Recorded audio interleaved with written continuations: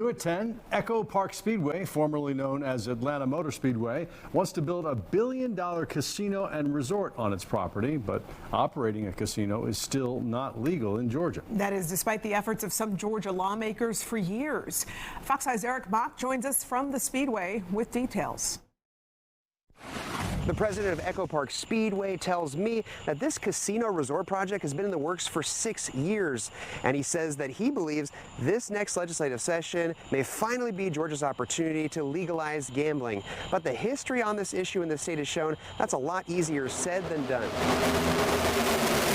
This is probably what you think of when you hear the name Echo Park Speedway, formerly known as Atlanta Motor Speedway. But president of the Speedway, Ed Clark, hopes people will soon think of this. We're looking at something in the neighborhood of $1 billion facility. A $1 billion hotel and casino resort that he says would bring in billions of dollars in economic impact. About 70% of the people in Henry County go out of the county each day to work. Once we get up and operating, full and part-time jobs somewhere in the neighborhood of $2,500 to $3,000. But they can't get the green flag for construction until casino gambling is legalized in Georgia. State lawmakers have tried before with little success. Some, like Paul Smith with Citizen Impact USA, which lobbies on behalf of many churches in Georgia, wants it to stay that way. He points to state data that shows Georgians addicted to gambling are already costing the state millions. Problem gamblers in Georgia cost the state somewhere in the neighborhood of $336 million already without the other expansion of gambling. But Clark points to the newly formed House Study Committee on Gaming as a good sign that the legislature might finally be close to approving a ballot referendum. He made his case for the casino at that committee's meeting at the end of July. Some lawmakers on the committee, like State Representative Alan Powell, say the money raised from taxing casinos could be used to benefit all of Georgia. Well, that money could be used for Medicaid. It could be used for nursing schools. It could be used for anything healthcare related.